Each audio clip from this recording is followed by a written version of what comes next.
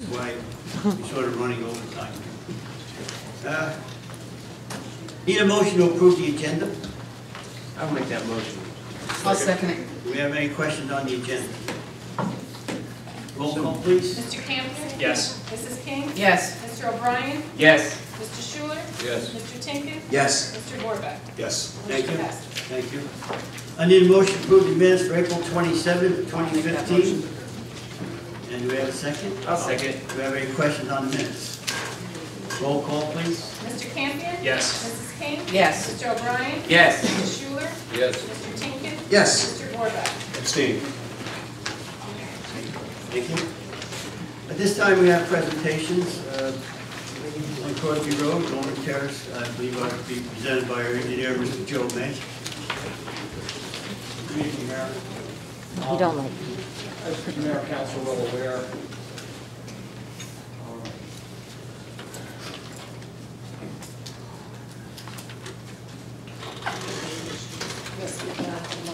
no problem. Talk on it. As you're aware, we received a grant a few years ago for Norman Terrace and Jeanette Court, Crosby Road.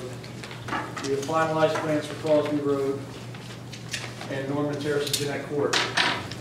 The plans are over here on your right-hand side. The plan for Crosby Road is to build the gutters and overlay the center of the road, new pavement along all Crosby, and both cul-de-sacs will be entirely removed and repaved. Before all the paving gets done, there's approximately 8 areas that have sanitary sewer issues. We televised the entire sanitary sewer system along Crosby, Jeanette, and Norman Terrace. And there's 8 locations you see highlighted in pink that we have to dig down and repair the pipes so we don't have sinkholes in the future. We don't want to be revisiting this road in the future. The orange indicates the area of the sidewalk that is proposed as part of this application and as part of this plan, and it was presented that way to DOT. And there is also currently a parking issue on Norman Terrace. Now, I was asked to look at Norman Terrace. RSIS standards stands for the Residential Site Improvement Standards. These were not in effect when this cul-de-sac was created, but they are in effect today. That's my guideline I look at. The criteria for that cul-de-sac would be a 40-foot curb radius. Just for graphical representation, the existing right-of-way line is approximately 40 feet. So as you can see, this cul-de-sac is undersized. So from an engineering standpoint, if you ask me, should I have parking on that cul-de-sac, I'll say based on new design criteria, no. However, this is an existing cul-de-sac. We have no record of any issues with emergency vehicles. I checked the police, we don't have any significant parking, any accidents. However, when you ask an engineer, this is the answer you're going to get. There's also some drainage improvements on the southwest corner. There are some existing yard drains that we're going to provide pipes to the property line so residents can hook up and fix some of those low-lying areas in their yards. There are no easements, to my knowledge, on those properties. There is an easement which goes from the southerly inlet into the structure by Fletcher. But you're, Joe, are you now talking about Jeanette Court? Yes, I'm sorry. I apologize, I skipped over that Court. So, the big items that I want to point out, there's some shrubs on the corner of Old Mill and Crosby Road that are in the right-of-way that would have to be removed to install the sidewalk. There's a large tree on the northeast corner of Norman Terrace that would have to be removed to install the sidewalk. And along these first few lots, along Crosby Road, there would be a small curve behind the sidewalk due to the increased grade of those properties. You wouldn't be able to have a sidewalk at such a slope that there would be, it would look like a tiny retaining wall about 8 to 12 inches behind those sidewalks. There'll be striping, of course, for the roadway crossings, and the intention was this area does enter the back of the park. We get a lot of people that walk through the park and come into this neighborhood.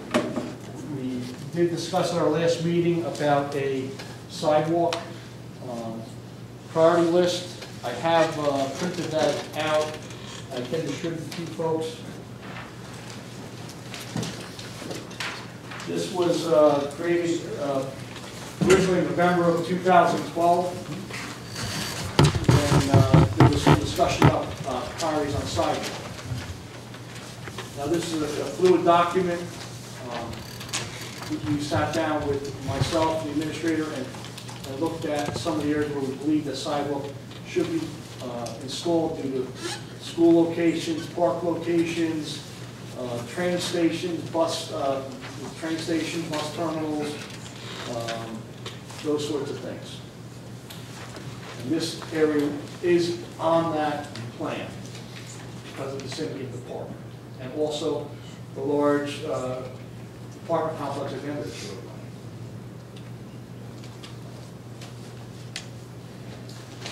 Mayor, just to supplement Mr. May's presentation regarding the physical improvements, I think the council is aware that the borough is in receipt of a grant award in the amount of $175,000. The engineer's estimate for this project is about $325,000. The difference, $150,000, was previously identified from an existing bond ordinance that provided for road and drainage improvements. So we would be utilizing $150,000 of those funds to complete this project. So that's all money that is accounted for? Exactly. It's already been Ready to funded. go.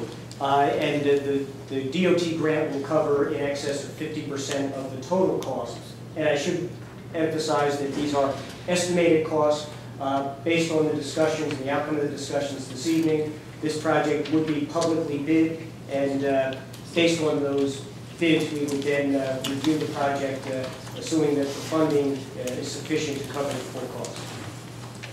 I should mention also, as the council is aware, all the impacted residents along Crosby Road, Norman Terrace, and Jeanette Court were notified, which explains their presence this evening. Mr. May was also available last week on 2 evenings for any residents that were not able to come tonight to ask any questions regarding the plan. Joe, anything else you'd like to add? Mayor, just to clarify again, I was asked to take a look at this cul-de-sac, and I have designated the bowl. A cul-de-sac has 2 parts, a stem and a bowl. Self-explanatory. I have made parking based on this proposed plan to eliminate parking in the cul-de-sac.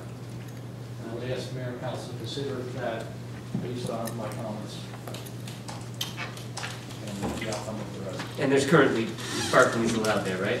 Currently parking there, yes. And there's been parking there for as long as it's been a cul-de-sac? Yes. Okay. Joe, what is the existing curb radius? This curb is approximately 30 feet. It's about 10 feet short. About 10 feet.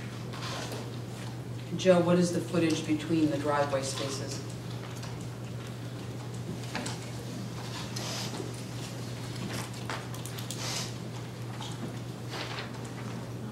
Just looking at, I'll start clockwise at the first house, closest to the bulb. There's about 40 feet on lot 15, 16 feet on lot 14, 10 feet on lot 13, approximately 20 feet on lot 12, approximately 16 feet on lot 11, and then lot 10 has a significant length out to the So basically, to answer your questions, a car would fit here. A compact car would fit in 3 of the 6 spots. And most residents perpendicular park in other areas where they can't park along the curb.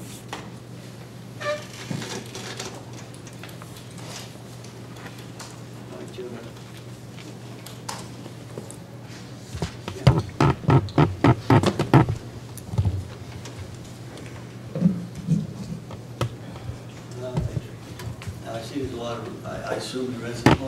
resident from Crosby? Yes? No. Yeah, would be open up for the public? I think it would probably make more sense to do it at the voice of the public, because you're gonna have a second presentation by these guys, and then I think that makes more sense, but that's up to you.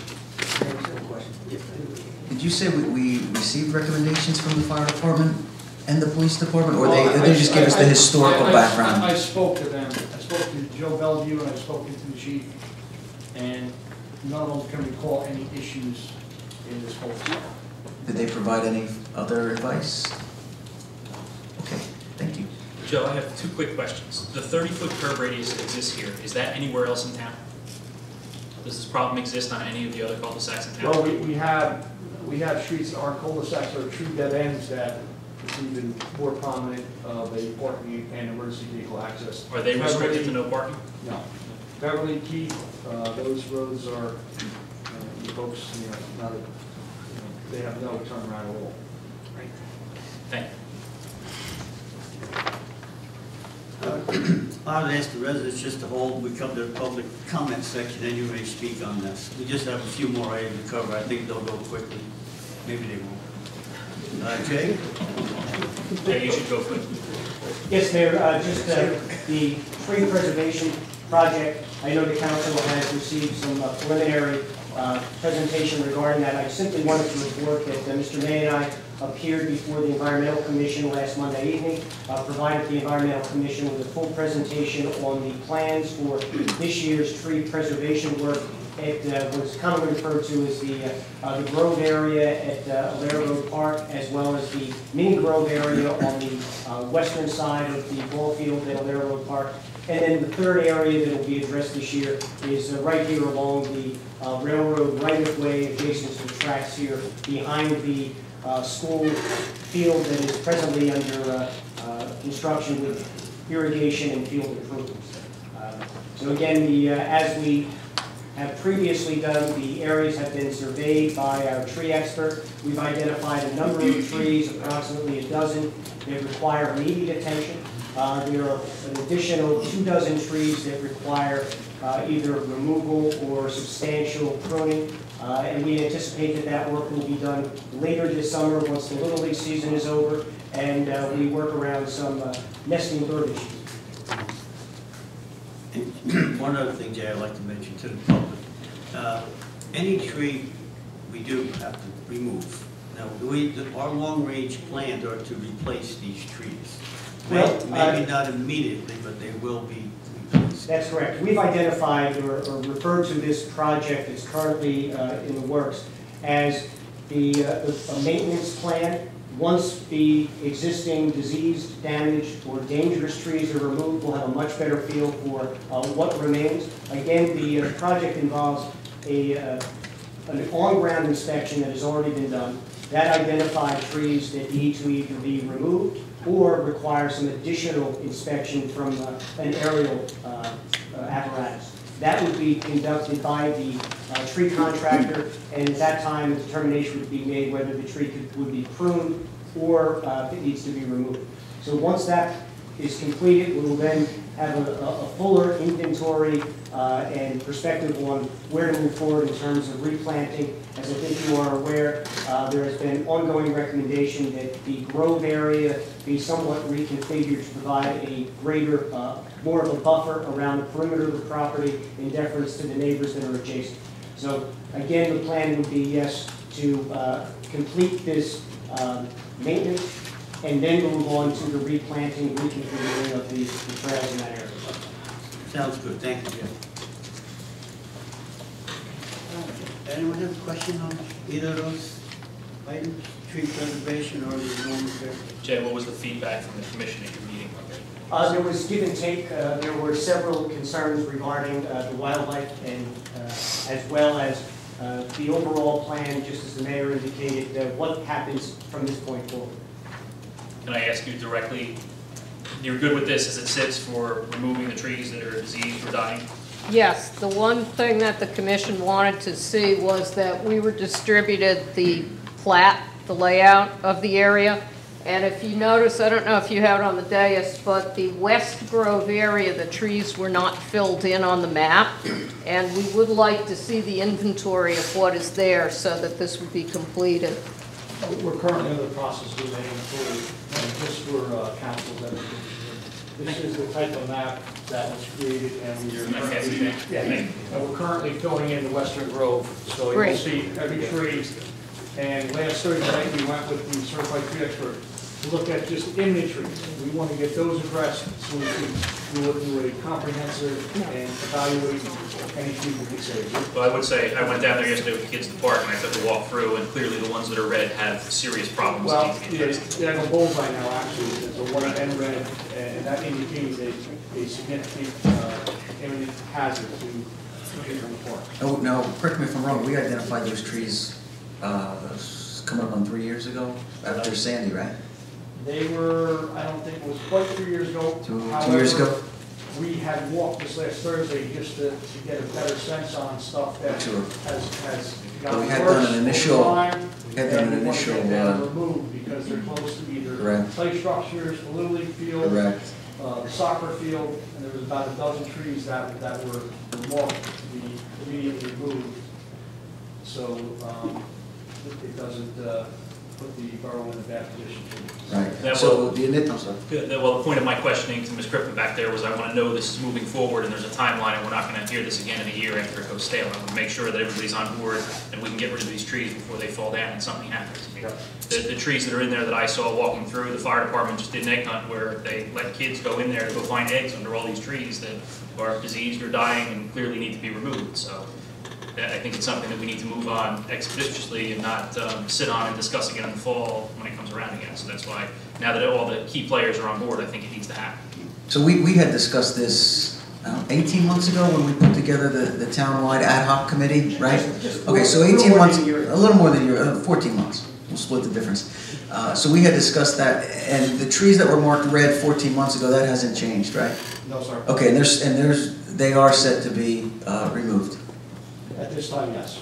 Okay. Right now, my concern is the imminent hazard trees. Correct. There's some trees that were marked red that they feel they're not going to survive. But once again, we're going to do aerial inspections on everything in that grove. We're going to let the environmental commission know what we're removing and not removing. All right. And it's our goal is to get a planting plan as soon as we get the place cleared out so we know what we have to work with. Okay, good. That's the goal. Yeah, thank you. Thank you. Thanks. Joe, just a quick, switching gears from trees to these things, I'm going to make a joke. On Norman Terrace, right, when you're talking about, you know, 'cause I'm curious, I'm thinking about this radius thing, and the point of the 40-foot radius is for fire apparatus? Yeah. Based on our guidelines today, fire proof's gotten bigger. When this cul-de-sac was created, there was essentially no design guidelines. Because I'm wondering how the fire department would feel, because we have a number of dead ends in town, which don't, obviously don't have a bulb, and yeah, I'd be just curious to hear, you know, I guess Joe Klumpke's gone there.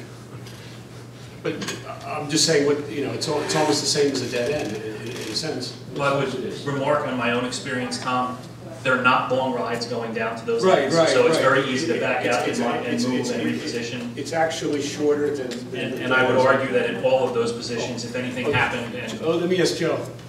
With respect to, sorry to put you on the spot. With respect to Norman Terrace, it's undersized now, right? But we have a number of dead ends in town, because you know, I've seen the trucks go down and negotiate those. I mean, is there any real need that you have to turn the truck around as opposed? When you compare it to a dead end versus this street, this is actually pretty short. It's just, you know, it depends on the situation. You know, every situation is different, so I can't say one street is different from the other. It all depends on, you know, what the purpose is and what the situation is. Yeah, because I'm just looking at like, you know, on 9th and Central, and you go down Central West, you know, to that dead end, that's like a whole block, and this is like, so you don't have a strong opinion either way, or? Like I said, it's situation by situation. Okay. There's no definitive. All right, sorry to put you on the spot. No worries. Thanks. It's approximately 160 feet to the from the center line to the center of the, a little bit more than the center line range. This is 63 feet. It is significantly shorter than. Did a lot of the dead ends.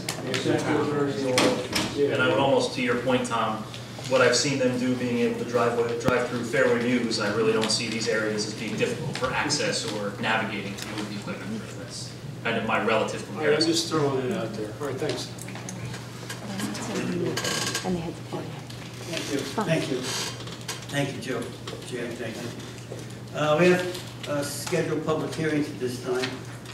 Ordinance 2015-1, this is an ordinance amending Chapter 2, establishing the position of deputy tax utility collector. The public may, if anyone out in the public would like to speak on this ordinance, just step forward and give your name and address.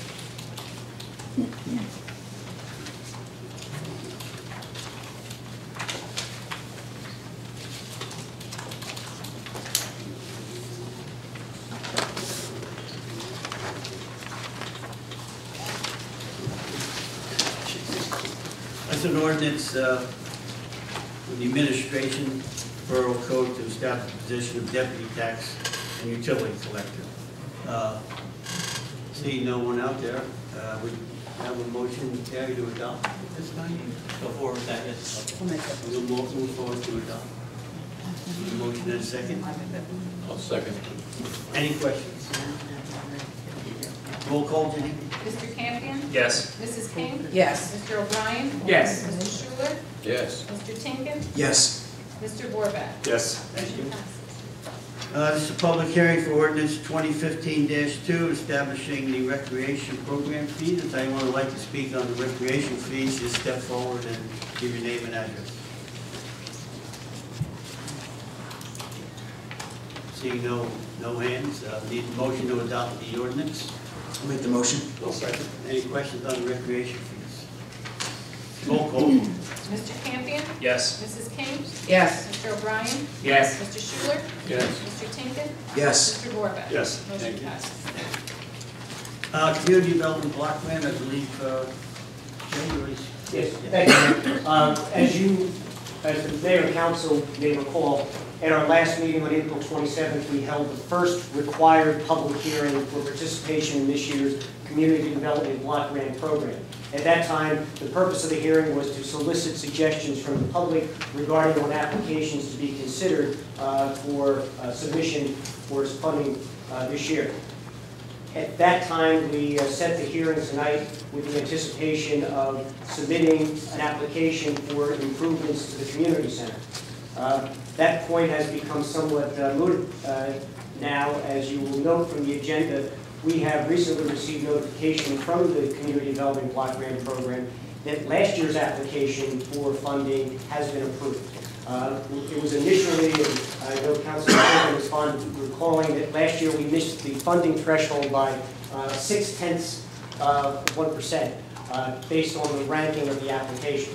So we are still prepared to move forward on an additional application for additional funding. However, I will tell you in all likelihood that given the fact that we are now in receipt of a brand new grant from this program, we would not be ranked very highly at all.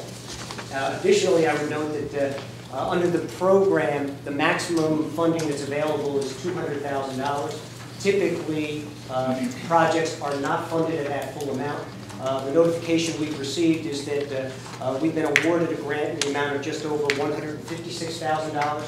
So while we are still bound to hold a public hearing on our planned submission of an application, we will go through that process, but frankly, I wouldn't put much stock in obtaining additional funding this year.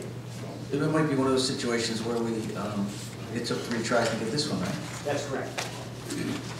I just want to say, Joe does the lion's share of the grant stuff. I just want to say thank you. Good job. Yeah, thanks guys, appreciate it. And on that note, again, we are having a formal public hearing on the borough's plan to submit an application this year for the community center improvements. At our next meeting, we will more fully discuss the application or the receipt of the grant, because it will require the borough providing matching funds, although it's not technically a match.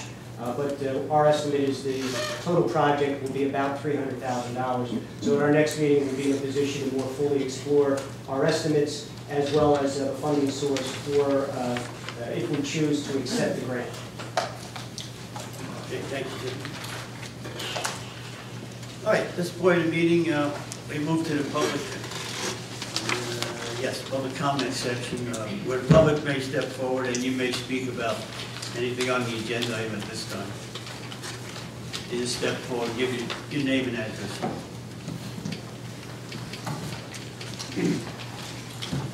Hi, how are you? My name is Mike Farraher. I'm at 1223 Norman Terrace. In terms of the parking on the cul-de-sac, I heard the argument of Joe, the engineer, which wasn't really an argument, to be honest, because it was, yes, this was an undersized cul-de-sac. However, this was built before the current regulations are there. So there was not a definitive argument that really would compel you to ban the parking here. The second thing is that there's no other parking bans in other undersized cul-de-sacs or dead ends in town. So there seems to be an unfairness that this cul-de-sac is being singled out. And there's further evidence from the fire person that, if there was an emergency, it's a case-by-case situation as to whether or not a vehicle could get there, in and out safely. So I'm just scratching my head in my seat saying, why are you singling out this cul-de-sac over any of the other undersized ones in town? When there's no compelling argument made by anybody tonight to do so. And based on the fact that my neighbors are here, the vast majority of which are not for this, again, I'm scratching my head saying, why is this coming up? So if I was to ask you, Mr. Farrahy, is it? Farraher. I would assume the majority of residents would like to see it remain as is. Well, you'd have to ask them, but the vast majority, from what I could see, with the exception of maybe one lot, would rather not have a parking ban. So thanks for being clear, and frankly, your people who live there, I think, pretty sure the most say. Great. I would think. That's nice. I'm not an expert. Thank you, sir. Thank you very much. Anyone else like to speak on any agenda item?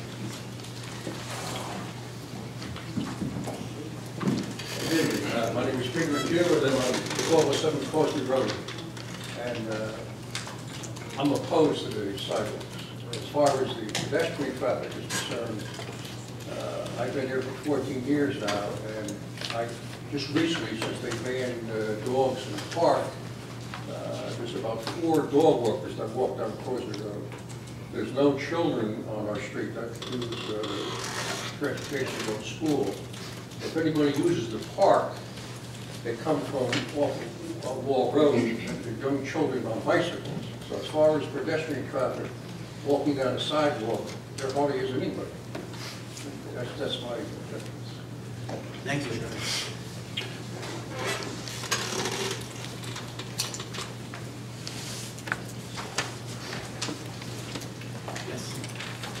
Good evening, ladies and gentlemen. My name is Jeff Albrook, 1225 Norman Terrace. I received your letter last week regarding the recommendation of no parking in Norman Terrace. Having been a lifelong resident of this town, I'd like to actually point out a few of the people in the audience for a second. In fact, Mrs. Bruno, if you don't mind me, I know you'll smack me later, but her age, she was one of the original people that bought in Norman Terrace in 1950. She's lived on that same street my entire life. I'm 51 years of age. She's lived there for 65 years. And while I respect Mr. May and you folks and everybody in this room, I see what we have here on the cul-de-sac. By today's standard, it's an undersized lot. In 1950, it was probably state of the art. Probably the best thing we had going on in the day. When myself, I can't speak for the other residents, but when I actually purchased my parents' house, the house I grew up in as a kid, I like the fact that we had a cul-de-sac. I like the fact that the small community type living, the way that our community flowed, the fact that there was no sidewalks in front of my house. If you put a sidewalk in front of my house, I just lost half of my front yard. The parking is not perfect here. We all accepted that when we decided to buy our homes in Spring Lake Heights and live there and live together and work things out. Every resident that lives in Spring Lake Heights and on Norman Terrace, if we actually have to be forced by taking up a few small spots at the end of the street, that we actually park kind of catty-corner to our own driveways, making sure that we don't impact our neighbors' driveways, by taking a mere 4 spots total, we alleviate the issue of having to park down here where Mr. May suggested that, okay, by state statute and law, that would be perfectly fine to park in that manner. There is no issue as far as fire trucks. My father was he's now deceased. He's actually a former fire chief for the volunteer fire company. And he would actually park his car back in to the same spot that my kids park head in now, because he had a fire car assigned to him as the chief, that when they had a fire, he wanted to get out and try to help people. So he would park it exactly where we park today, so that he could assist other residents of the community in the event that there was an emergency. So again, getting back to Mrs. Bruno, living here for 65 years, and I'll let her speak if she'd like to, or any of the other residents of Norman Terrace, but the impact that would be forced by not having the parking here and forcing it out onto a busier roadway, which is Crosby Road, would have a detrimental impact on every other one of our neighbors. I've talked to the neighbors on Crosby Road, and while I love my F-350 pickup truck and it's long and big, I don't think they want to see that parked in front of their house. So that one I try to keep the best that I can parked in my driveway and put my 3 children's vehicles out on the roadway, which are smaller, more compact. We don't own Mini Coopers, so the possibility of having a car that small to fit sideways doesn't work for us. We haven't done that. And I'm not trying to be smart here about it. This cul-de-sac, this looks great. This, the one at Jeanette Court. It's a typical golf club type. Okay, we have 4 houses. Okay, that's what they built on this cul-de-sac. That works better for parking. This one here is an older development. We accepted that when we moved in, but that's what we have, and that's what we work with. The neighbors that we have get along. I know for a fact if my neighbors, the Farahers, have a party, I know I've moved my vehicles out of my driveway to accommodate them and their guests, and they would do the same for me. That's the type of relationship we have in our neighborhood. It's a great place to live. Mrs. Veltri has been there from 1960 or 61. So, and she's raised 3 children that have now moved on to other residences that don't live, but they still come and visit. My mother is 78 years old, and when she comes to visit me, she's got a bad hip. So I'm going to make her park on Crosby Road in front of somebody's house and walk to my residence. This doesn't seem fair. I mean, common sense, I hope, is applied here.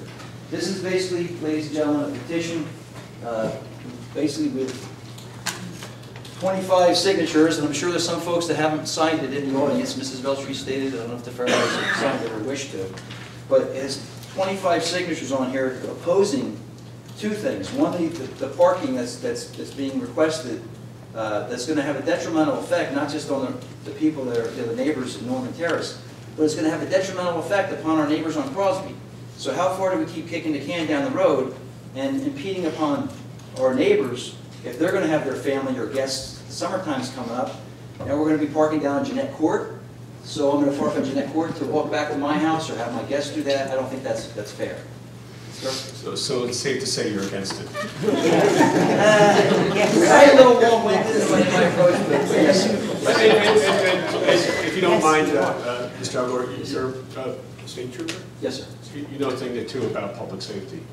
There is no safety. There's never No, been. you know a thing or two about it. Yes, sir. There's never been a pedestrian accident. There's never been a bicycle accident. I think there may have been a 1 or 2 minor backing up accidents ever. I think your opinion carries a lot of weight, is what I'm trying to say. Right. And if anybody had questions, I actually asked some folks that were former law enforcement officers to be in attendance tonight, because I want to because you're going to say that it's personal for me, and it is.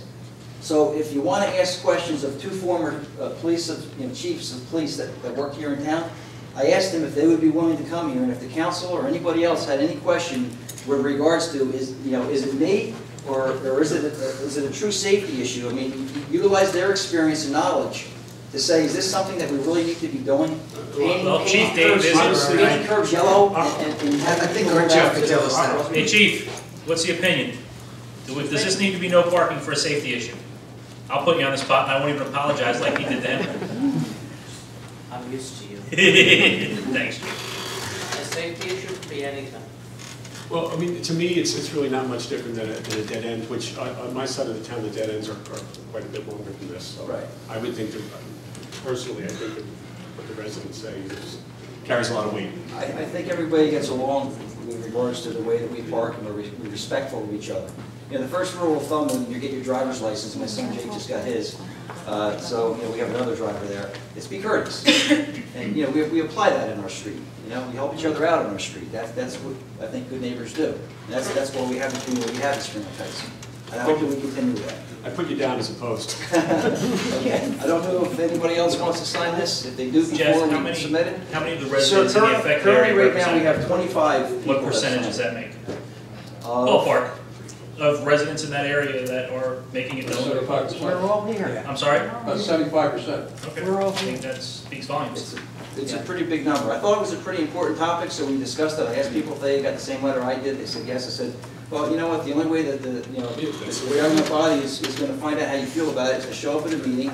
You know, we can all watch American Idol or The Voice and other, well, watch The Voice. But, you know, we have to come down and tell the folks how we feel and let the folks up downtown know what's going on. Thanks. Okay? Thank you. Yes. Yes. I'd just like to say one short thing. I'm 76 years old. I have no problem backing out of my driveway and coming in my driveway ever, and I've lived there for 55 years. Thank you, Janice.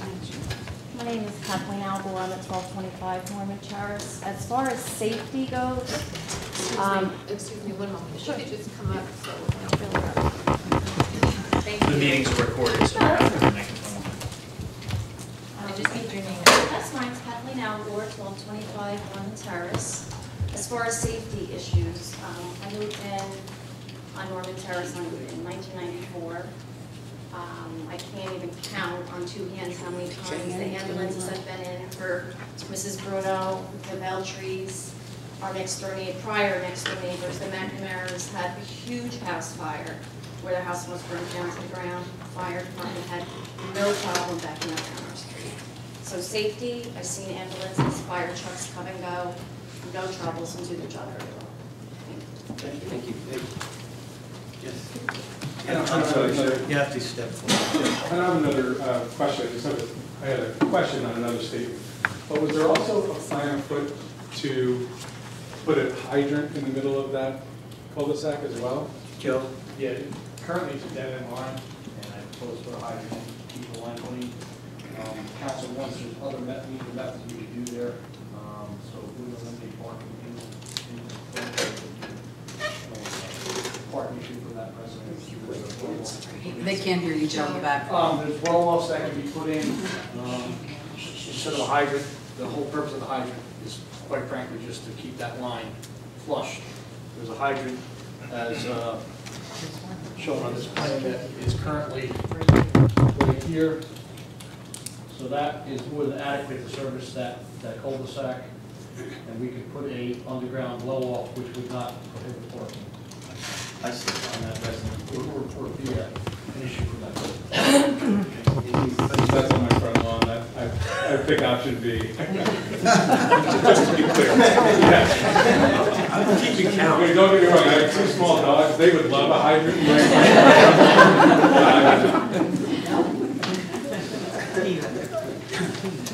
Thank you, Joe. Yes, sir.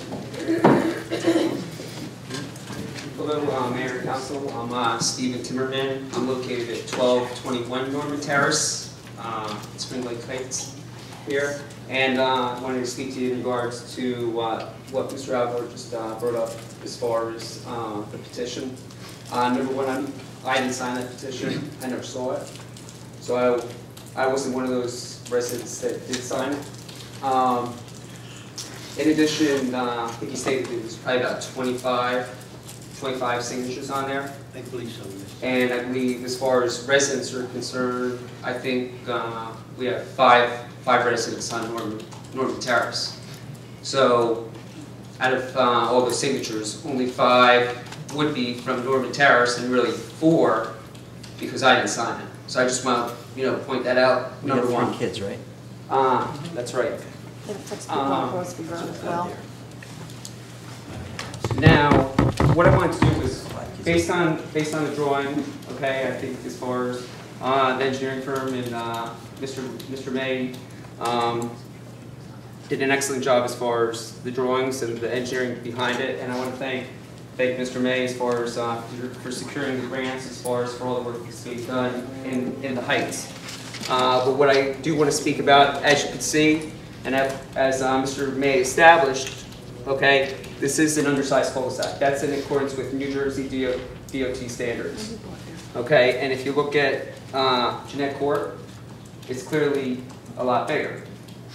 Okay, in regards to the parking situation, I know when it first came up, and we turned around and said as far as that there's been no accidents or anything, no fires. Okay, initially that's what was said. And then Mrs. Alger just brought up that there were fires. There was 2 fires in that cul-de-sac at the McNair's residence, which was located right by me. That's one situation. And we have elderly people, including my parents in the back there. In fact, my parents, they lost their house a year ago due to a fire where it was a tear down and a total loss. They happened in the middle of the night, and they were lucky to get out, and they're living with me, and they're permanent residents of Spring Lake Heights. There's a couple issues that I want to say in regards to that. Not only did we have the 2 fires at the McNair's residence while I've been there, we've also had a couple different accidents. Okay, that before, again, I heard that there's no evidence of accidents on Norman Terrace. Okay, and there has been a few fender benders and people backing up within the cul-de-sac, hitting other cars. And the other situation that we had there was, you could check with the U.S. Postal Service. There was a mailman that was pinned against his mail truck by a resident, okay, that lived there. He was pinned up against the back of his mail truck as he was getting mail out of his truck. Okay, that's on record with the post office in town. So, though you had fires, you had accidents there. Now, as we all know, what I haven't heard tonight is the following. Okay, and what I haven't heard was how are the residents parked? Okay, they're parked nose in. Okay, and as we know, pictures speak 1,000 words. All right, so I have. Let's keep it A little simple. respect, please. Yes.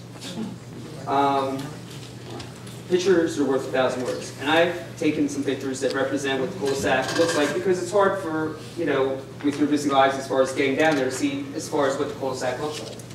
Okay, and I'll pass those around. But not only, like I said, the pictures they show it, but there's a couple of different scenarios. I want to quote something out of the CoStar that Mr. May just wrote from the last article, and that was, Mr. May also suggested parking on the cul-de-sac on Norman Terrace be eliminated.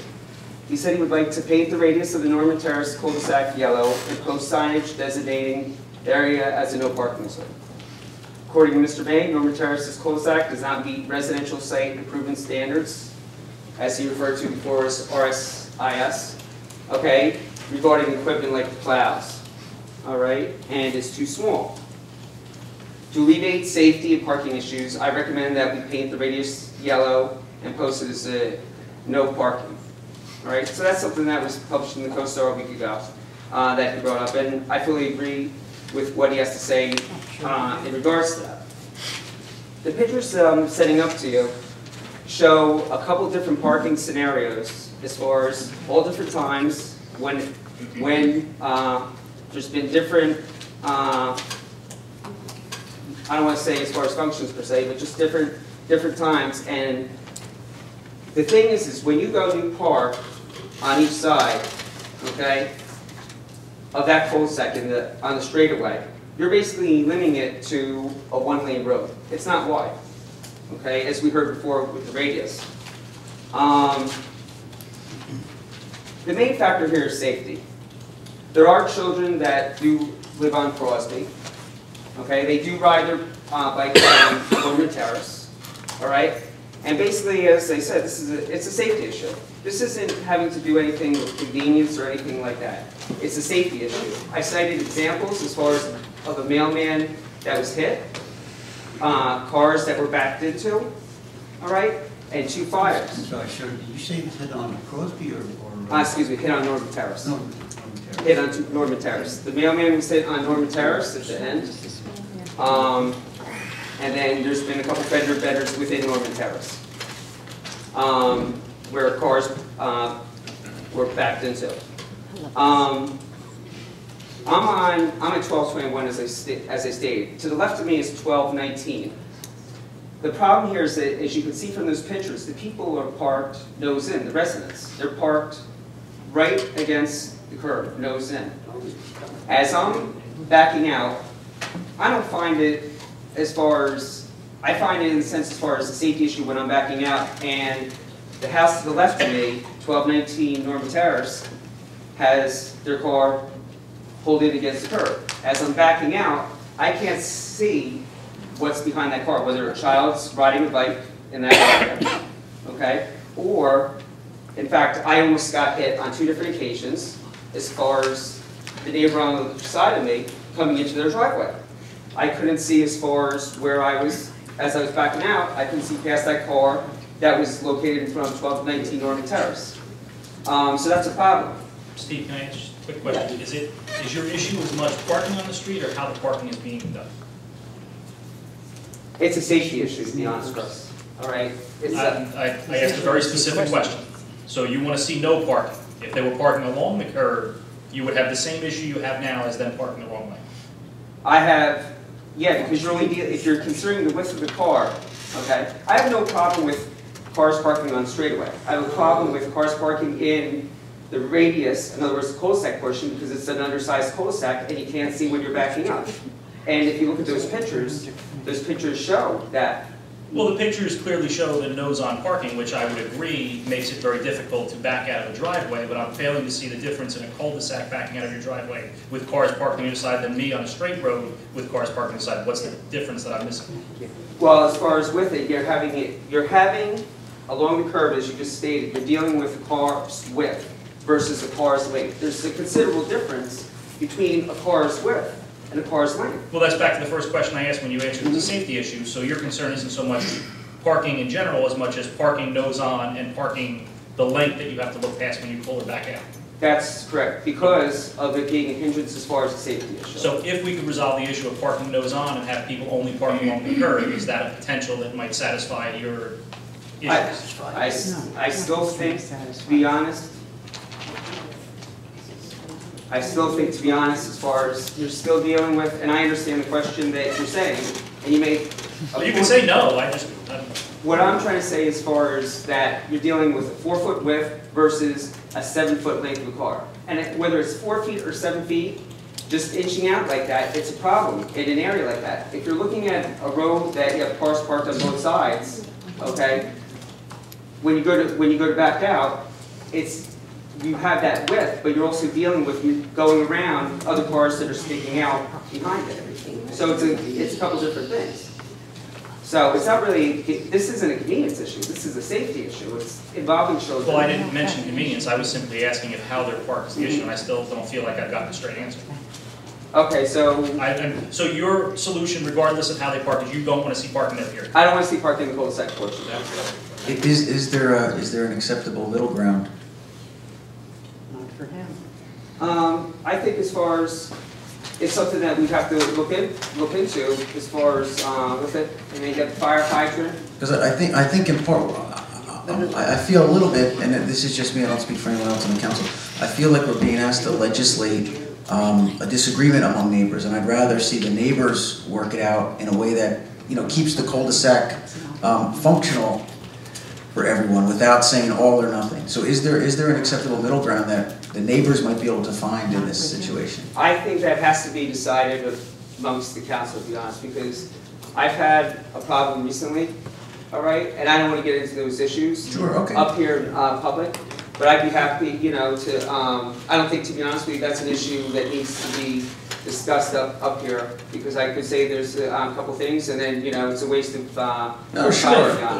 But once we make an ordinance, that's the way it is. So it's always nicer if residents can work it out amongst themselves. But if that's not the case, then we'll work it out. I have a quick question for Joe. The RSIF? RSIS. RSIS, yeah. Right. Is that like a law, or is that just a suggestion? It's a guideline. Right, but it's not, we're not obliged. This guideline was not in effect when this cul-de-sac. But we're not obliged, we're not obligated to follow that. What is the applicability of that? Is it only new construction? When we read those guidelines, we technically need permission to make the cul-de-sac bigger than that, which seems contrary to what you would think. That's all I wanted to know, thanks. Joe, those guidelines are only for new construction? Correct. Okay. Even if we go as far as in re-mill it? It's the geometry isn't changing, so it would not apply. This, council, this is something as far as I said, it's a safety issue, and that's what it comes down to. I don't want to see hit to hit. I just cited, I cited a couple different examples as far as of accidents within the cul-de-sac. I cited 2 fires. I met Chris Dose, he was on the fire department with me. I'm currently on the fire department with Chief Tompe, and we've had 2 fires down there where apparatus was brought in. And you're also looking at, we do have elderly people in there in that cul-de-sac, including Mrs. Bruno, okay, my parents, okay, and Mrs. Beltry. All right, when the ambulance has been called, you know. And I think you have to consider all that. You have to consider the emergency vehicle situation. You have to consider, you know, children riding their bikes in the cul-de-sac, because you can't ride. These are people that ride on Crosby. You can't ride on Crosby. It's way too busy. They're flying down there. Okay, the cars. I think if you look at the whole picture. If I was a parent also, I'd say, you know, go to the driveway that's off Crosby, whether it's Norman Terrace or Jeanette Court, and ride your bike there. Again, it's a safety issue. And my parents have had issues too within the cul-de-sac as far as backing out. I have to back the car out for them. Okay, they're afraid that they're going to hit those 2 cars that you see in the pictures there. All right, they're afraid that they're going to hit them. Notice also in 2 of those pictures as far as how far those cars are parked away from the curb. If I go back to Mr. Campion's question, where it says as far as, you know, the width versus the length of the car. You know, Mr. Campion, I completely see where you're going with it. I would almost be inclined to say that based on the things that you've shown us in the pictures, there are already laws that exist that have definitions of how you're supposed to park adjacent to a curb and how far away you're permitted to be. You're 100% right. What are we solving here that we can't solve by having a reasonable discussion and addressing nose-on parking and parking far away? Well, I'd like to resolve, I'm in agreement with you, I'd like to resolve it tonight, so it's taken care of. I see your point as far as... But I guess that's my point is, does it have to be a no parking ban? Because the way I look at this, if we're going to do this in fairness, it needs to be town-wide. It's not just picking these out, it needs to be every area that's like that. We should address it for the same safety concerns if they're valid. It would be completely irresponsible for us to look at your area, let's say, argument aside, you're 100% right, it's an absolute safety issue. How can we in good conscience only apply to your area? Well, here's the thing. It should apply to every dead-end street and every other area as well, wouldn't you agree? I would agree as far as based on if you have similar sized cul-de-sacs that the law should apply. I'm not going to say that in Jeanette Court, to be honest with you, it's huge. I don't see you needing to but there's other areas put in ordinance. Blair Court was an example. Well, I know that there are other areas that are very similar. So I completely agree with you in regards to that. The thing is Joe brought up before as far as the radius, as far as from the engineering perspective. That's very important to consider. If we go and we measure the radius of those other cul-de-sacs, okay, and we look, are they similar? They're really, But there's the this cynical one's side small. of me as somebody who deals in codes and standards every day and applies it to my business and the jobs that I do. The codes and standards are wonderful for new construction, new application, when you're thinking the best scenario. When you look at something like this, I have to go to the intent of that code and what it's there for. When I look at the travel distance from Crosby into the end of that cul-de-sac, when we talk fire apparatus, look, we've driven fire trucks. I know I can back that up very easily. I know if there's a fire, once You're an I expert. we can get, I'm not saying I'm an expert because I'm not that naive, but I understand that for this particular application, I don't necessarily agree that the fire apparatus is an issue. Now, when we talk parking vehicles that are nose-on around that, now we change the game quite a bit. That piece I was missing. Okay. So there is some That's why that concern, but I don't see how a reasonable discussion with reasonable people can't resolve that. I'm in full accord with what you're saying. You know, I'm on the same page as you, as far as if you want to go and be reasonable about it. I'm more than reasonable. Let's solve it tonight and let's get it ironed out and taken care of. Okay. I mean, I'm not being unreasonable. No, I think it's a healthy discussion. I like to hear all sides. Anything else, sir? I think that's it. Do you have any questions for me that I could answer for you in regards to the No, I pictures? have a question. I have a couple questions. Sure. How long have you lived there? Let's see, 14 years. So you've had, I mean, in the entire 14 years you've been there, has the parking always been this way? It hasn't been as bad as it has been now, I personally feel. Because you have to remember as far as what Mr. Al Gore said. Mr. Al Gore has children, okay? They obtain their driver's license. You go from owning 2, 3 cars up to 5 cars. That's one situation, okay?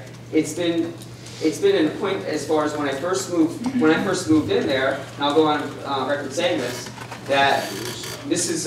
Bruno used to own a Lincoln Continental. When I moved in there, I was single, okay? Mrs. Bruno asked if she could park her Lincoln Continental in my car, my driveway, due to the fact that I was on the fire department, okay? I didn't allow that because I was on the fire department, I had to get out. Okay. You know, so I mean, you know, that's one situation as far as, but in answer to your question, you're dealing with a lot more cars. That's why I said it's significantly changed between then and now. Because of the volume. Because of the volume, you know, kids get older, they obtain their licenses, you get more cars. Okay, so I have a problem with the parking to the left of me at 1219 Norman Terrace, and I have a problem with the parking to the right of me, 1223 Norman Terrace, with the problem backing out. And if my parents would like to say anything in regards to, you know. Could those problems be resolved without the council saying no parking anywhere in Norman Terrace? Is there a middle ground that those problems could be resolved without banning parking within the entire Norman Terrace? No. It has to involve council, and it has to have an ordinance that has to be put into place of some sort where we're, everybody's reasonable. Thank you. We have one. Thank you. Bernice Timmerman, 1221 Norman Terrace, Council. I would like to address the situation of parking. You can park parallel, but, and that probably could suffice, if everyone would park close to the curb parallel. If they're parking out, like for instance in my situation, when I back out and the car that's nose in at 1219 is keeping me, I cannot see oncoming, what is coming in. Children, I know there are a couple of young girls on bicycles that come in and ride around. The other day I saw another woman with her children walking through the cul-de-sac. So that is a problem. And if you, I don't know how you intend to put this in so that it's not, I don't know what to say, that it's not an issue of, what I can't understand is why cars cannot park in the driveway, like 1219. They have 2 cars. Every day, they're parked, and one is parked in front, nose in, away from the curb, literally, which you can see in the picture. And they have room in the driveway. We do that. We pull our cars out, put them in. I mean, things do change. It's true. Things change. I know. I'm a resident of New Jersey for about 40 years. Only maybe a couple of months in the month. But things do change, and you have to be accommodated accordingly. So I think if you decide that this is something that can be worked out, I think it has to be worked out agreeably. In other words, we can't come out one day, nose in, the next day park away to intimidate, if you can see the issue here. And if you do decide to do this, I feel it has to be enforced properly. You know, that's my... Thank you. Thank you. I'll get up. Joe May, Mr. May, just a question, is, in those, if you were to park parallel within the cul-de-sac, would the parking spots be of equal length? As I indicated earlier,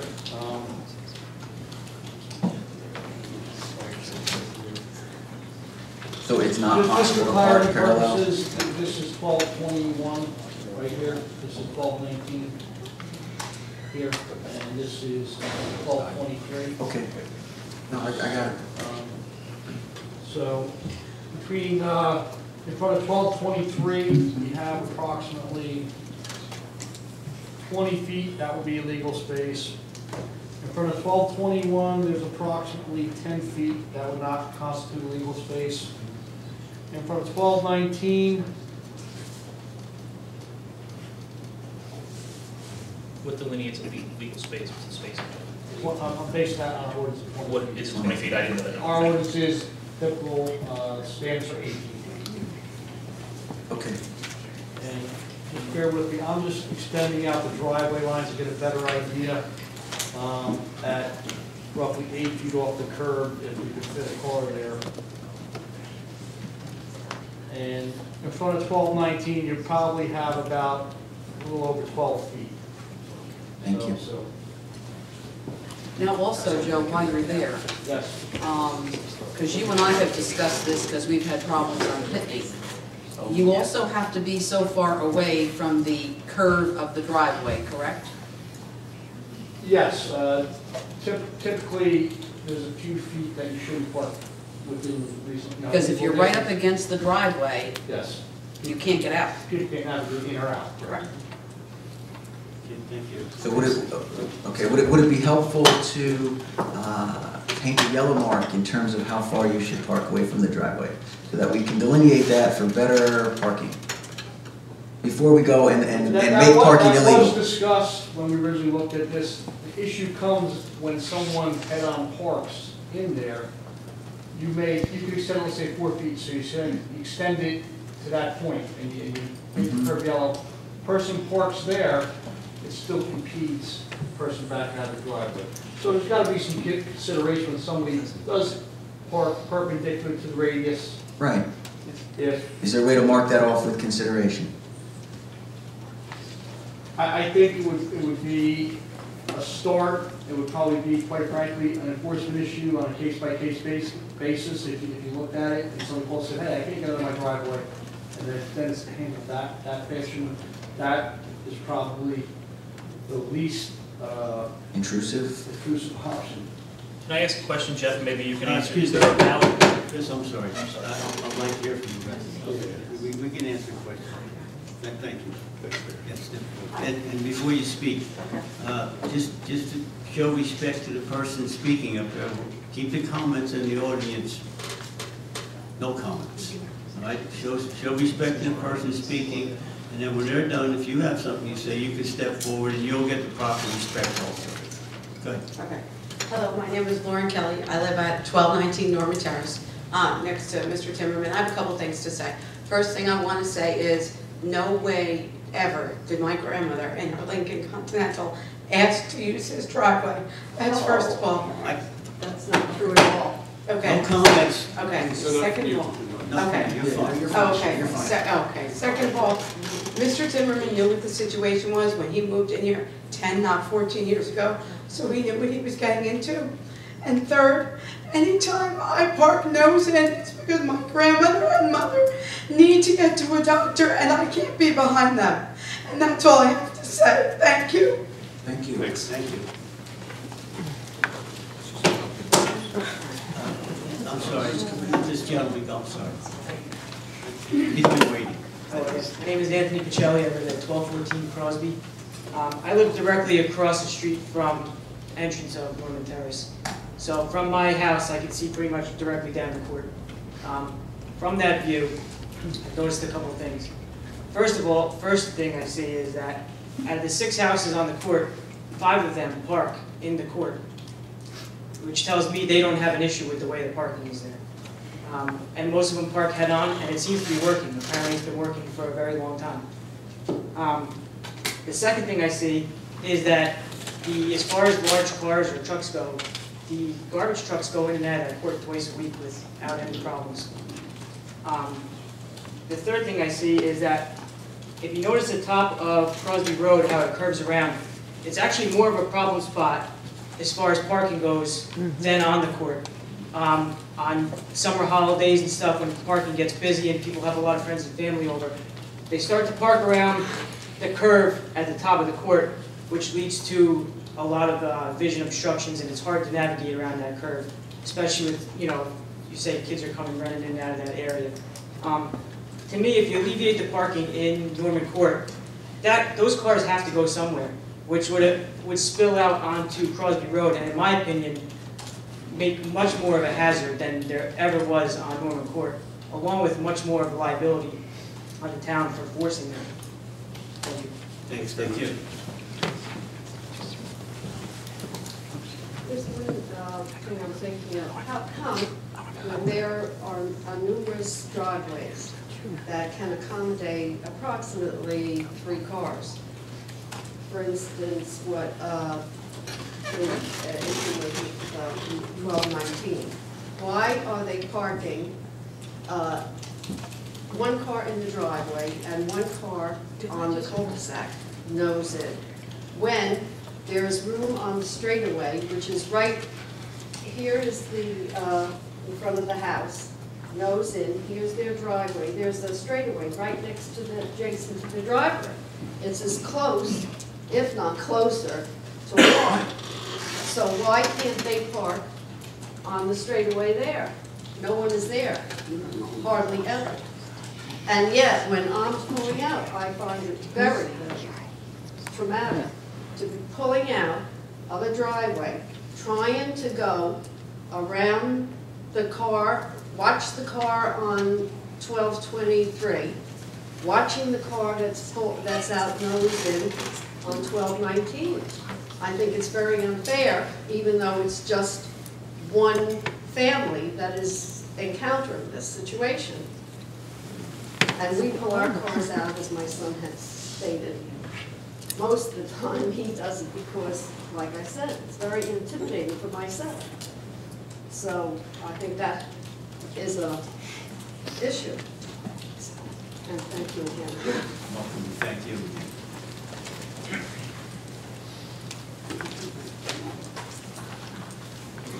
Okay, I'll go to Norman Terrace. I want to thank the council for saying we should all just get along and come up with a solution for this.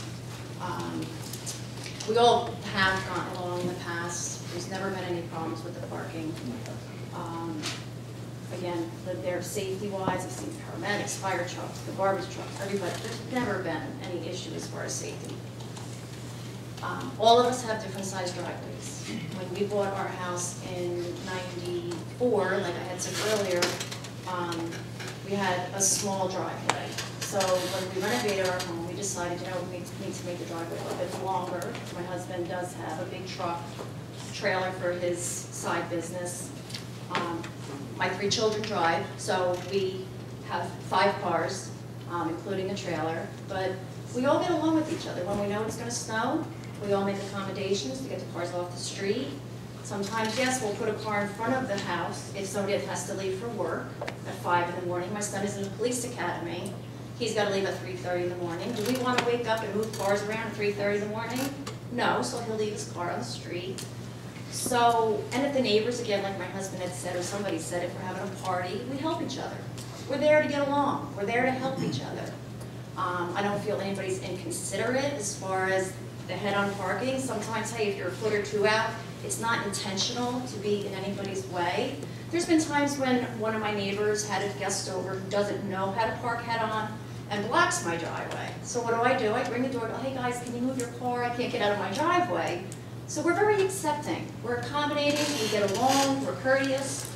Why this has become a problem after all these years, I don't understand. So anyway, but again, I do want to let you know we all have different sized driveways. The Bruno's only fits 2 cars. Lauren, who parks in front 19, whatever your address is, next to the Timmermans, she parks out front because her elderly grandmother and mother have to come out to the car to leave for different doctor's appointments, so she's out of the way. The Timmermans driveway is very, very long, and I don't know why they have a hard time backing up out of their driveway, because they back into their driveway so they can have a straight out of their driveway when they're leaving. I just feel like everybody just should get along. This is ridiculous. Thank you. I think,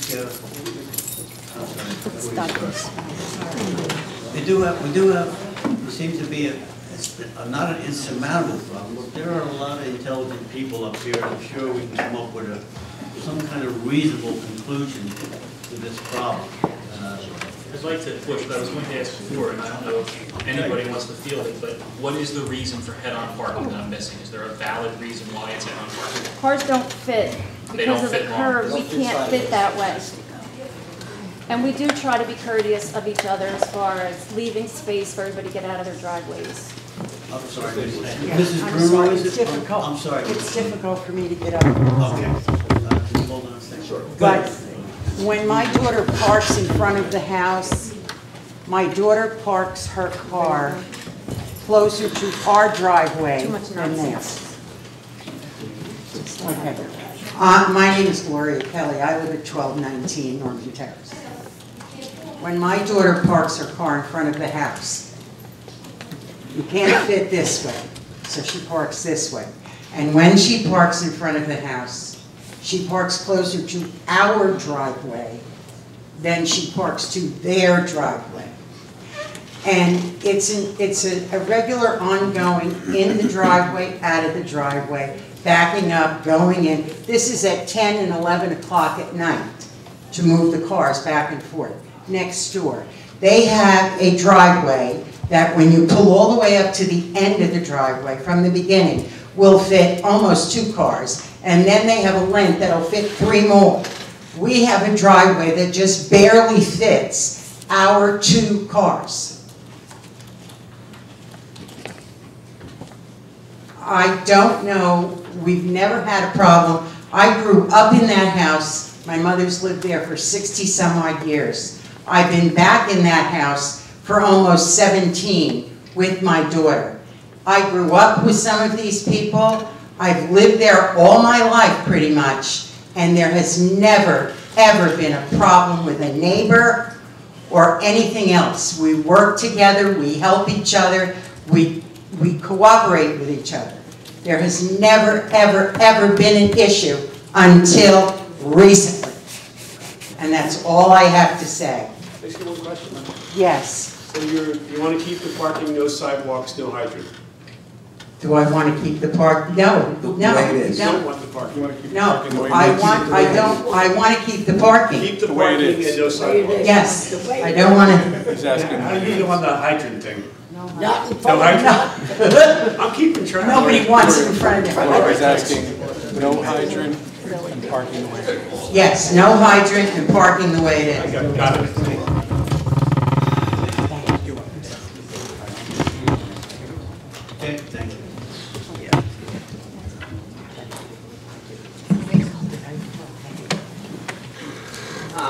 Council, Steve Timmerman, 1221 Norman Terrace. I just want to address a couple issues that were just brought up.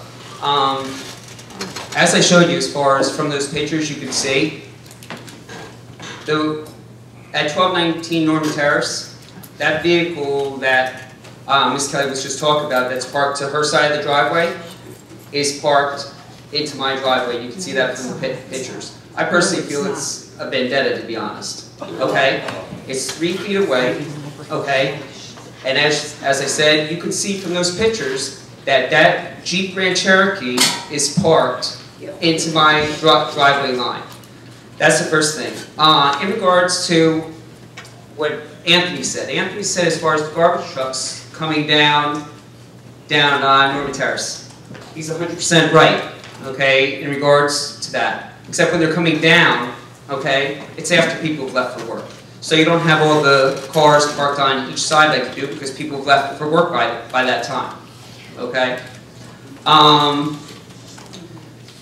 Also in regards to what Anthony said, he felt that it might be a problem on Crosby as far as that if the cars don't go in Norman Terrace, then people are going to have to park them on Crosby.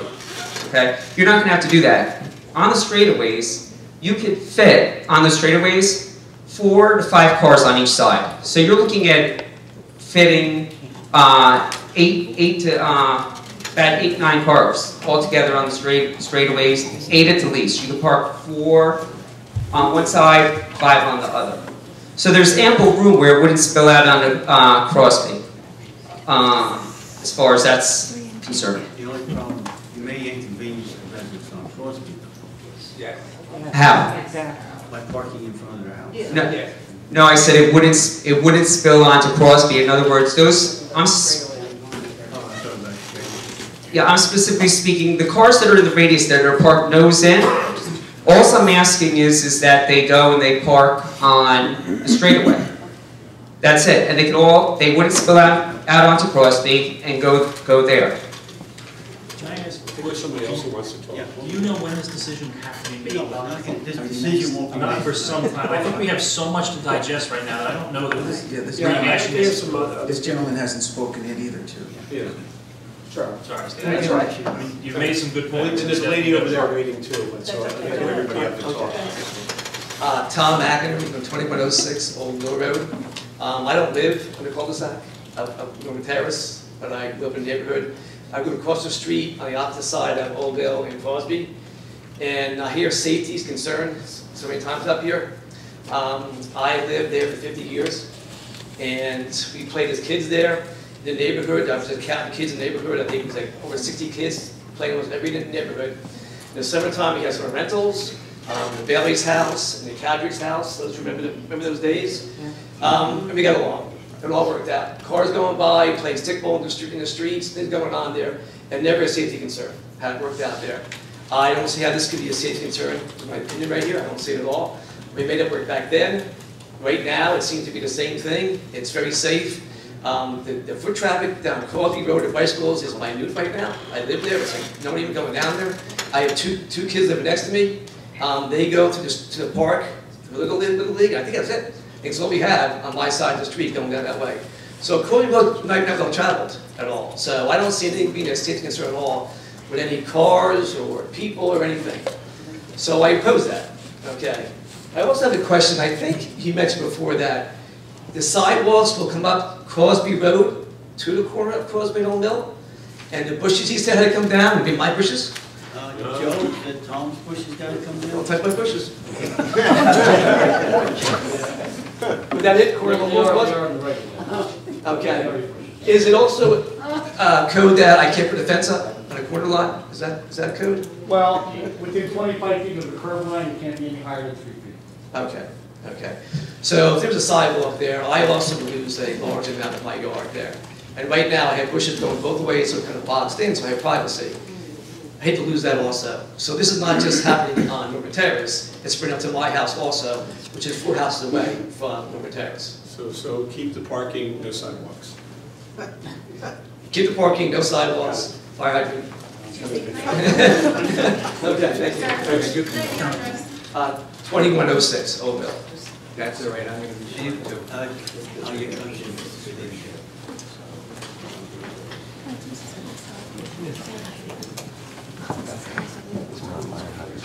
Mess of 1231 Crosby.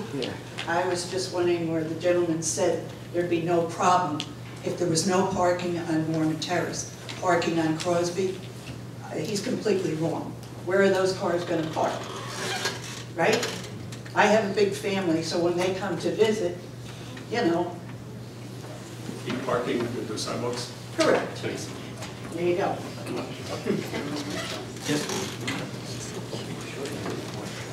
He'll be next. Sir. All right, so.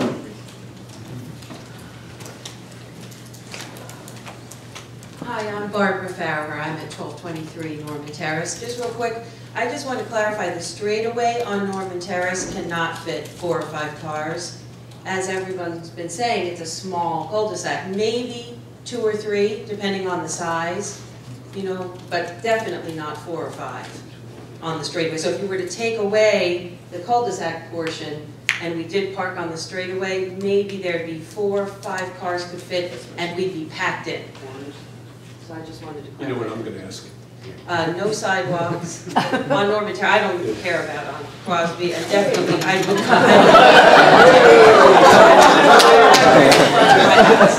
But you notice the properties on the cul-de-sac are small. The cul-de-sac is very small, so if you put a fire hydrant, it's, and if you put, I also wanted to say, if you put yellow and no parking, it's gonna look ridiculous. It's gonna look, and also, I also agree, if you're gonna do it on this street, one of my friends lives on Tuxedo, okay, and that's, I don't know if it's a dead end or a dead end. And everybody's on the street all the time there. I'm always, you just have to watch. That's part of living in Spring Lake Heights. So, thank you. Right. No, but you're talking about the, yeah. Yes. Crosby. Hi, my name is Henry Sandel. I live on Crosby Road, 1215, right next to Norman Terrace. I'm on the corner where you want to take my tree down, which I don't. So, that's a no. Keep a tree. Yeah, keep a tree. That's the point. I like that.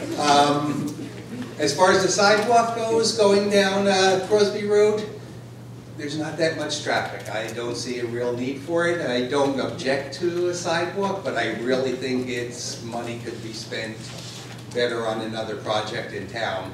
As far as putting down a sidewalk going down to the park, there's a few kids every day that you see, and that's about it. There's really not a great need for a sidewalk.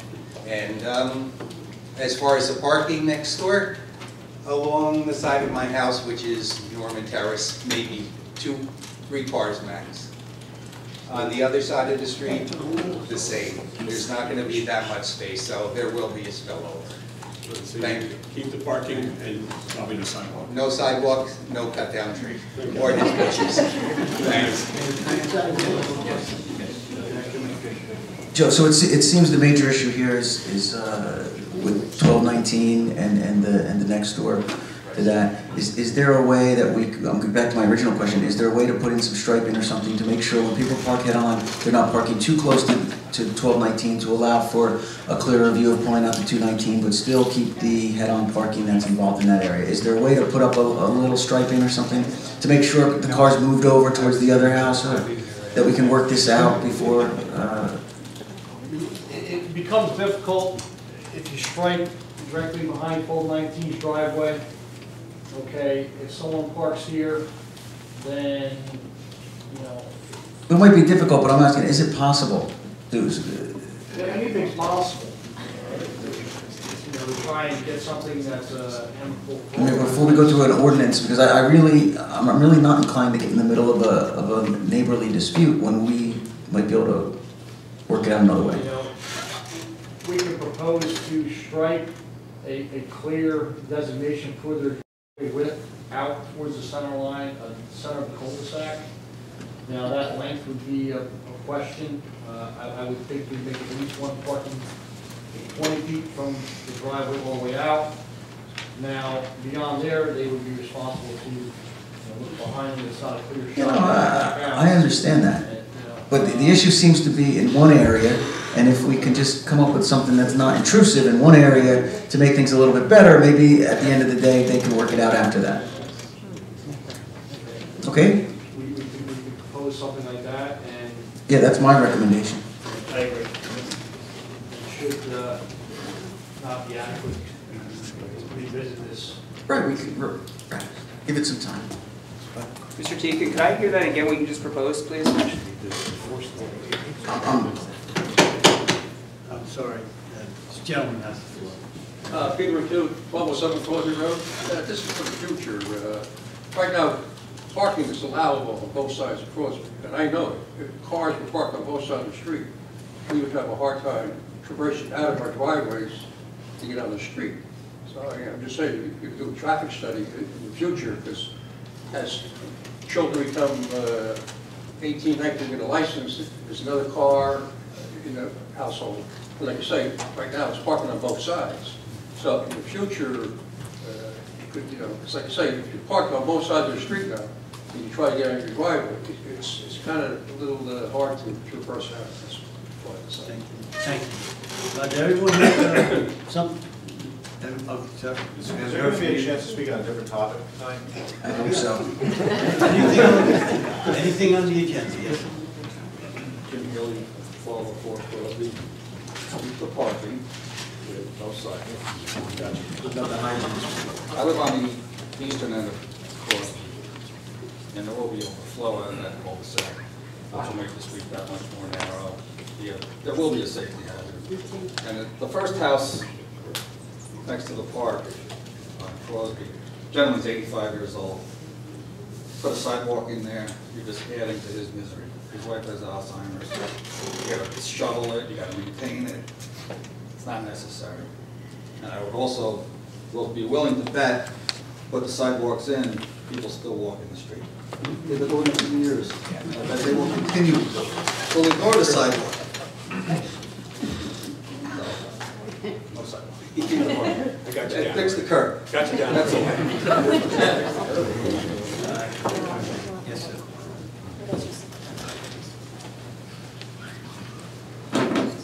Hi. My name is Scott Stark, 1202 Crosby Road. Actually, I have a question concerning Crosby Road. With the improved drainage, are you guys going to add additional catch basins on Crosby Road? There is no improved drainage plan for the project, there's sanitary sewer improvements. Oh, okay. That's where the issues are in the sanitary sewer line. All right. There are existing drain lines that are both the north and south side of Crosby Road. They are in the front yard areas that were put in for some pumps in that area. Well, the only reason why I ask is there's only 2 catch basins on the whole road. One's in front of my house, one's in front of my neighbor across the street. So we get everything running down. And now with the recent storms and everything that's been going on, my apron got destroyed over the last couple of winters. I know in that letter, you guys said you were going to address that. I hope that you do. Where do you live, sir, just on there? I'm on the north side. I'm right on the corner there, right on the Garden and Crosby there. The only catch basin is right by the fire hydrant there. So, all the water just rushes down the street, and I get all the debris and everything right in front of my yard. I was just wondering if they could have added catch basins there, but apparently not, since the actual piping is. Well, everything to function with dollars and cents, and if you take a couple inlets up the road, I'm going to surmise that the council is most likely going to recommend and take the sidewalk out of the project. That's my feeling. Yes. I would not be said we could alleviate some of the drainage, perhaps put a couple hundred feet of piping and a couple of inlets to break up some of that flow down the street. That's one thing we can do. I wasn't aware of any, when you get a monsoon rain, quite frankly, due to the steepness of the slope of the street, you're going to get. Oh, yeah, no, I'm fully aware of that. But I do understand your point. So, some dollars could be shifted from the sidewalk to that. So you could shift the money around, maybe help it. Yeah. Terrific. Thank you. Note of the sidewalk. No, I got it. I'm sorry, ma'am. Give someone else a chance to speak that hasn't spoken yet. Okay. Anyone else would like to say something that hasn't said? Yes, Vern. Good evening, Mr. Mayor, council members.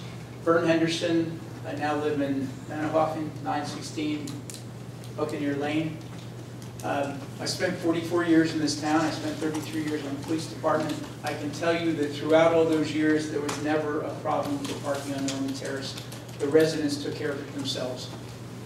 Unconventional as it may be, it worked, and it still works.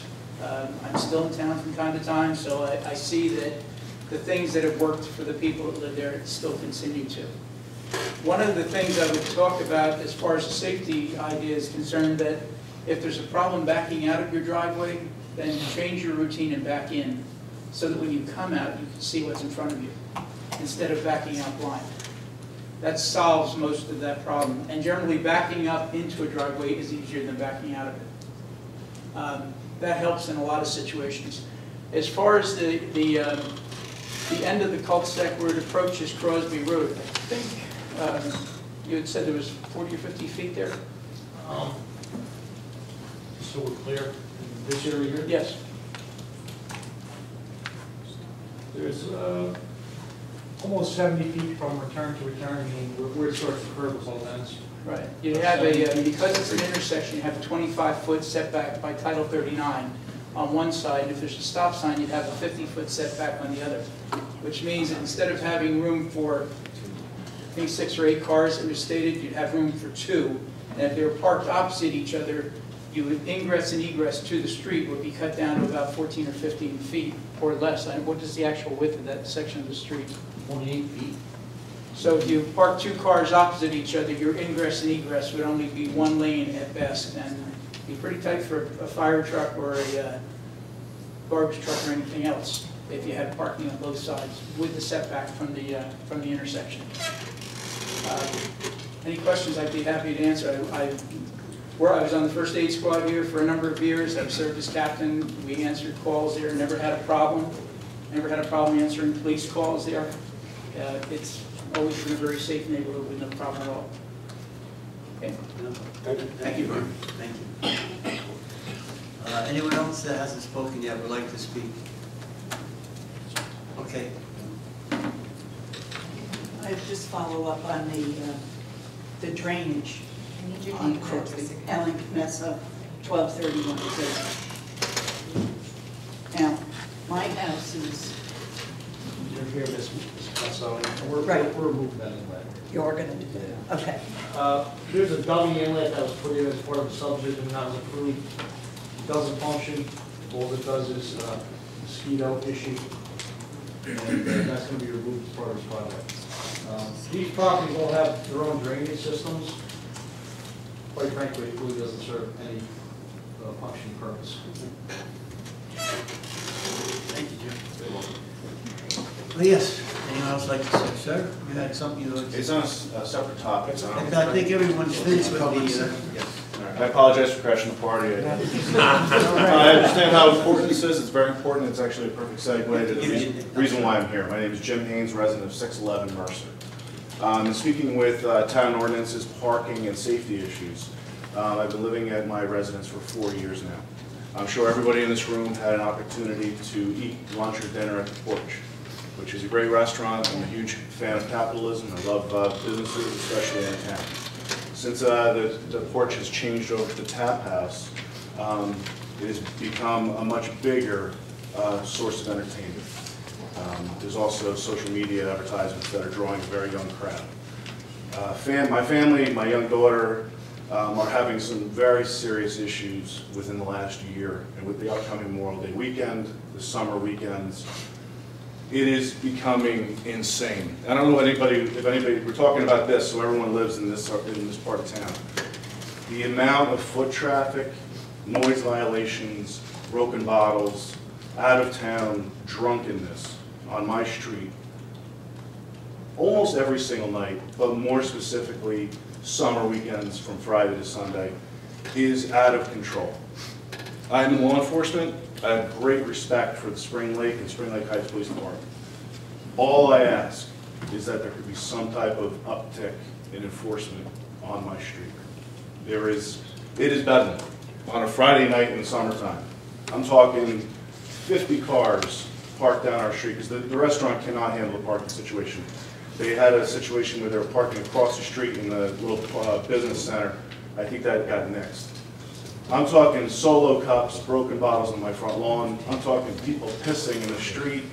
I'm talking feeling the booming from the bar.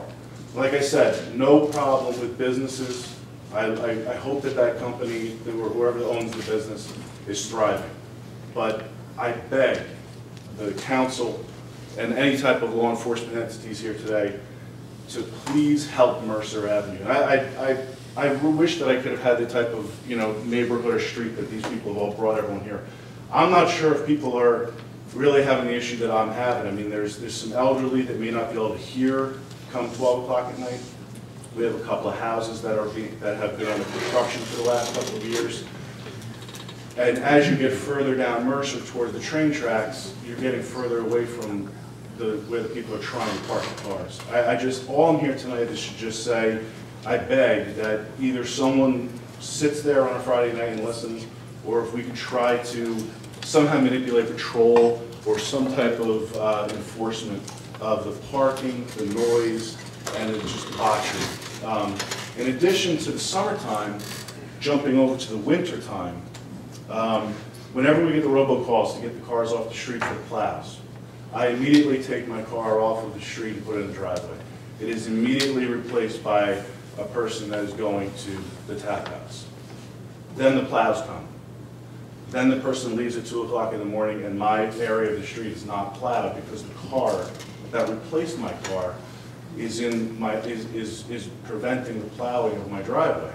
So when we have the big storms that we had, my driveway is completely blocked with snow. And then jump over to the summertime, and I got out-of-towners just going crazy. And I just begged that the council could look into it. Maybe we could speak with one of the law enforcement officers, myself.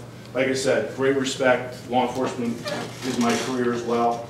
I don't want to, speak, bad about anything or any type of enforcement, but I beg that something is done about Mercer Avenue. Councilwoman King is our police commissioner. She'll check into that. What is your number on Mercer? 611. Don't we have code enforcement in terms of noise as well? We do. But it's like epidemic. It's not just something small. I'm talking from 11 o'clock till closing, Friday, Saturday, Sunday, and then when the summer comes, I expect this summer to be the biggest because of all the social media advertising. It is crazy. But there could be code enforcement in terms of the amount of the music and stuff that comes out of the place. I know that happens in a lot of different places. Yeah, I mean, so that's one time. I'm very familiar with like the Parker House and see. Yeah, they have some real hardcore like regulations, closing the place down. And like I said, I don't want to close anything down. I don't want them to even shut down early. I just need maybe a patrol car there in the evenings on those hot nights, on those special, the special nights, because they're all being advertised on Facebook and stuff like that. We check actually to see what the big night's going to be. They have like solo cup events for college kids. The Thanksgiving weekend, we all know that's a big one. Like it is unbelievable that I see this type of representation from your neighborhood for something like this. And this is I'm proud of you guys. This is impressive. I'm just one guy that lives on Mercer that is really being affected by the bar crowd. Have you ever called and made a complaint? Yeah, but like I said, I have incredible respect. I've called the police department a handful of times. But when someone walks out of the bar at 1 o'clock in the morning and is screaming and smashes a bottle, and then you call the police and they get in their car and they drive away, it's very difficult to have like a reactive type of enforcement. It's more of a sign out front that says you're going to get fined for noise violation $500 or whatever it is. That's what they did down in Balmar. I know they're real big on zero tolerance zones. For me to call the police department every night at 1 o'clock in the morning just doesn't seem like an effective way to curb the noise and the debauchery. So you'd be happy if they stepped up patrol on the weekends, for instance? Yeah, or just having. I've seen it before. I've worked with state police a lot. Just having a patrol car. Even if it's empty. I mean, the out-of-towners have no clue. They're all drunk. you put any type of presence there, I mean, we all know, it's just presence, it's just a visual aid, or even an ordinance sign being put right in front of the front door. Because like I said, the tap house is thriving, God bless it, but it's really out of control. Thanks. Thanks. Mayor, if I could jump down a little clear. I'm going to revise the plan. Our intention, we want to get this out of the street, this project. So I'm going to revise the plan to remove the sidewalk, remove the height, add some drainage to alleviate the amount of flow in the street, add some striping on 1219 on the driveway, prohibit parking that would encroach into that moving into the driveway. Anybody else have any other ideas? Well, I think we talked about that being the first step in terms of trying to put some striping down and make sure that whenever a car's parked head-on, it's not tilted into the driveway, and maybe that could help alleviate some of this. And Because then I we'll know see this what happens. project, it got held back with the numerous reasons. You know, we gotta get the thing going. Yeah, we gotta spend the money, they can take it. That, especially Jeanette Court, I mean, they live with, Right, I would like to think that they could work it out amongst themselves. Not everybody can hear you, but just to clarify. I heard our address and I didn't hear what he said. Just to clarify, we're going to revise this plan to add striping for 1219, the driveway. The Striping, sidewalk will be eliminated on Crosby. There'll be no hydrant, there'll be a blow-off, I think the blow-off in, which isn't regulated parking, or it'll look like a sprinkler valve essentially. And the last thing is we'll add some drainage to alleviate accumulation of flow at the end of the street. But Joe, I think you need to be more specific about the striping. yeah, I don't know what you're talking about. I think there's some more residents who want to speak. You want to speak on this, sir? I just had one quick thing. Yeah, come on up. I'm sorry, it's not. That's the only way we know. I'm at Robert F. Peters, 551 Central Avenue in Spring Lake Heights, properties in that area. And 2 weeks ago, on the fire hydrant, there's an out of service tag. So I called the water people and I called Joe. I never got a call back from Joe, but the water guy did get back to me. He says that the hydrant needs replacement. And I said, well, wouldn't that be something, like, I don't know what the protocol is, but wouldn't that be something they would do right away? Because it's 540 feet to the next hydrant on 6th Avenue. I measured it, and he said, well, it has to be approved by somebody. I'm just wondering who has to approve that and why it can't be an immediate repair for public safety, fire safety. We have plans to get that immediately repaired just beginning of June. We have hydrants ordered, they're not in, they take 6 weeks to get in. That hydrant was tagged as a result of our flushing 2 weeks ago. 2 weeks ago, right? Yes, so It's beyond its extended life or something, right? it's not working properly. We have seven hydrants we have designated now as in need of immediate repair. We ordered those hydrants, we'll take them in, we're going to replace them. This is partially a budget issue too, we have to budget for these things, right? Yeah. We do, and in answer to your question for the fire department, and Joe, I'm not sure the numbers, it's been a little while, but they do run large diameter hose where they can run up to 2,000 feet to basically move that line right above, so, and it's on their first new truck and say, so getting water there will not be an issue. Point well taken. All right. And the hydrants are definitely a priority, and there are a handful of them that will be replaced in the immediate future. Okay. Sir, can I just Thanks a ask- lot. Sir, can I just ask you to have you repeat your name and address? Robert F. Peters, 551 Central Avenue. Thank you. Thanks. I just have one more question about the drainage. Are you aware of Unfortunately, I have to give your name again. Sorry, it's like a lake on one Jeanette. I am aware of some of the ponding issues along the Yeah. There's going to be, this entire cul-de-sac can be. That could be addressed there. Okay. As well as, there is a ponding issue on Norman Terrace, I think that's. Yeah. They're gonna say, we couldn't hear him. About the striping, they're Yeah, confused about the striping. He still didn't, I Well, would there's no, like to know what it is. there's no definite. You're going to propose We're gonna something, you're going to put something together and then bring it back to us to. So just to provide better guidance on where to park when you're parking head on, Now, so when that you you're say not striping, Right, are you nothing talking about a specific. mark on the Yes, sidewalk? yes, ma'am. Okay. Yes, ma'am. All right, I Like don't want to roadway get in. striping like you would see in a handicap spot. where Okay, it's- fine. it's- I don't want to get into a whole lot of semantics. But this summer, there was an issue after my mother living there 60-some-odd years, that apparently my mother had an inch and a half of Mr. Timmerman's property that was part of the lawn that we had. So Mr. Timmerman had a surveyor come, and there's stakes on the lawn that are his inch and a half of whatever it is.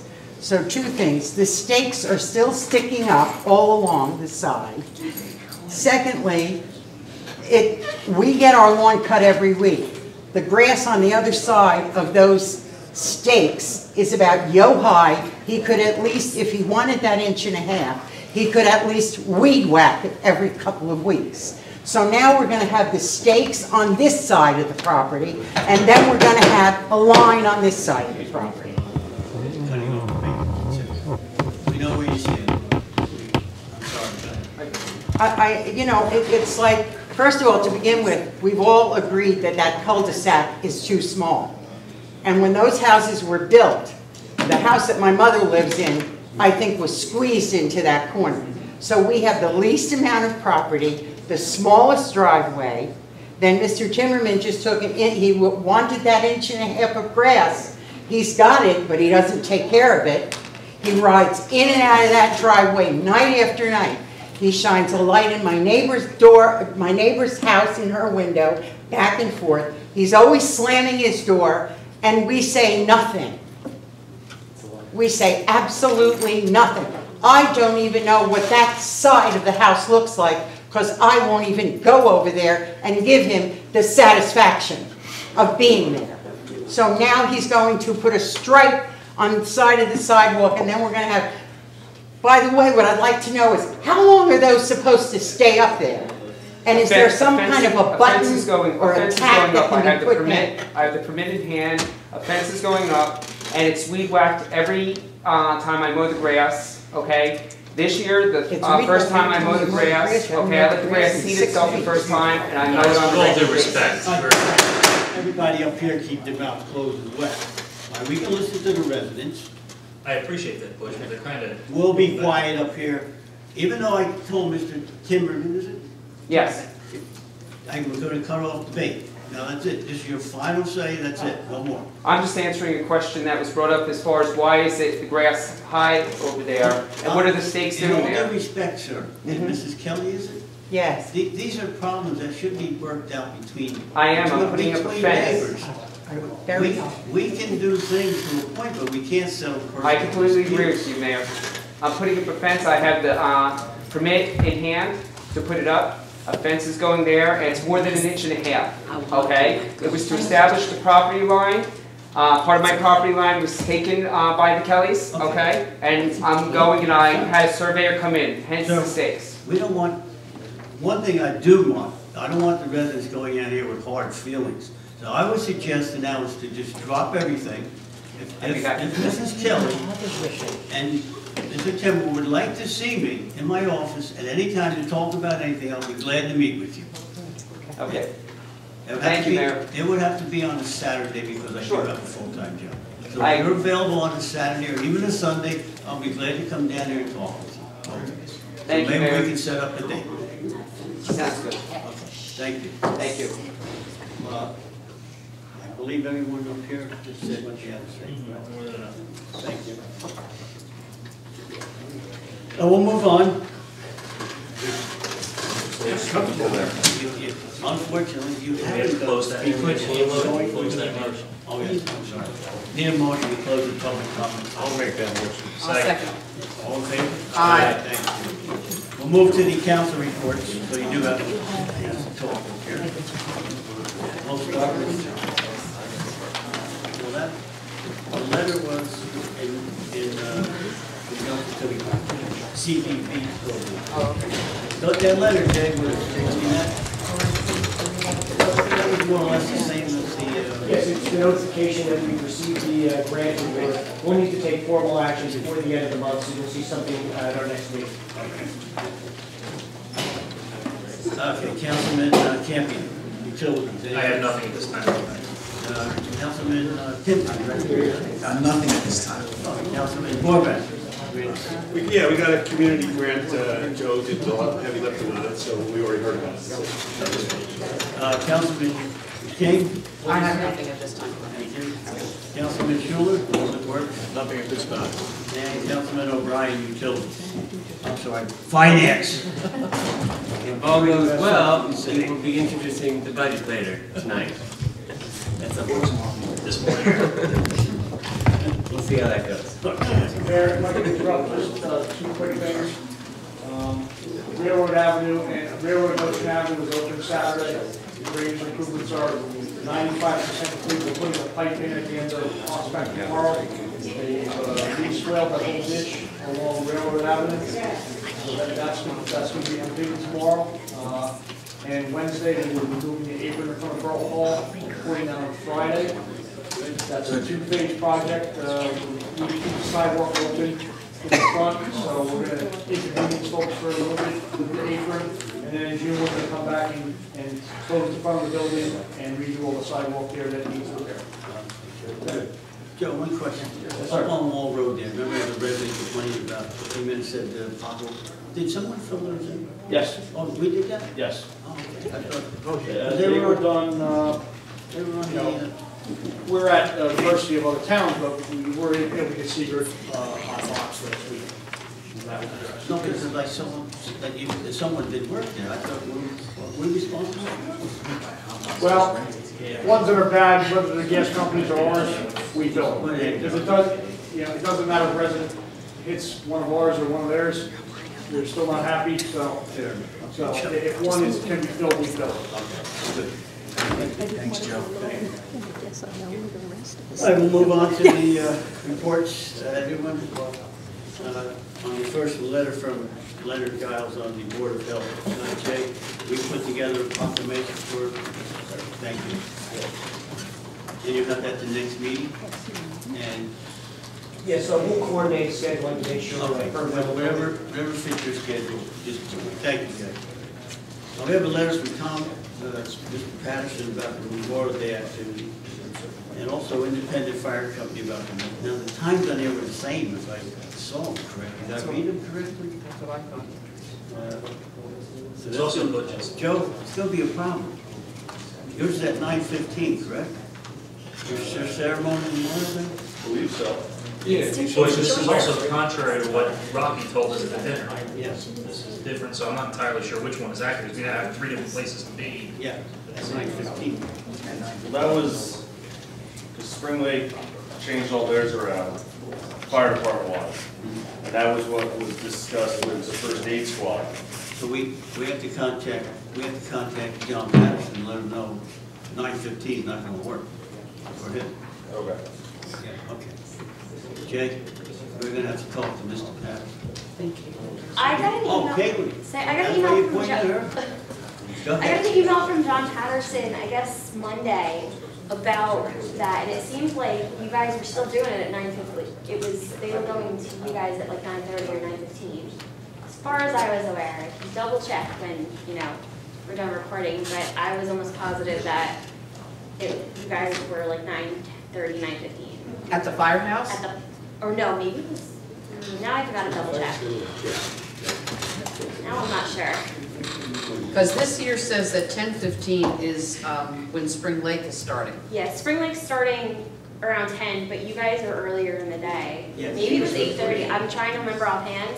My brain is pretty much mush at this point, but it might be 8:30 for the firehouse. It used to be 8:30, but then Spring Lake Fire and First Aid changed the times of their ceremonies at their monuments to start.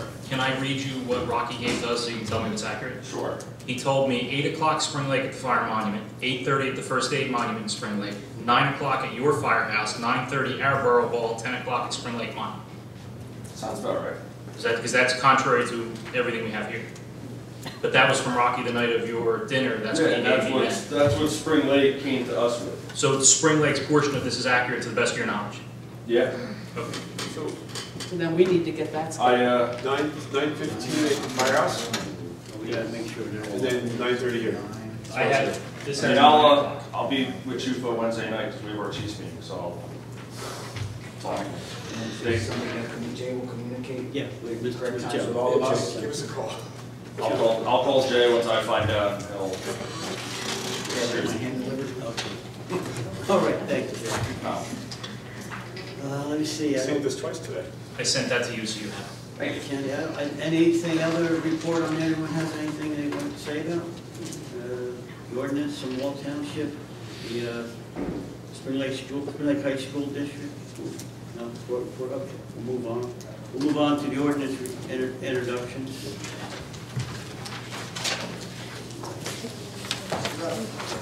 Ordinance 2015-03, the ordinance to exceed municipal appropriation limit and establish a cap bank. Mayor, I just asked if Mr. Carroll can join us. Okay. And wake I him up. know there were some questions at the previous meeting regarding the cap.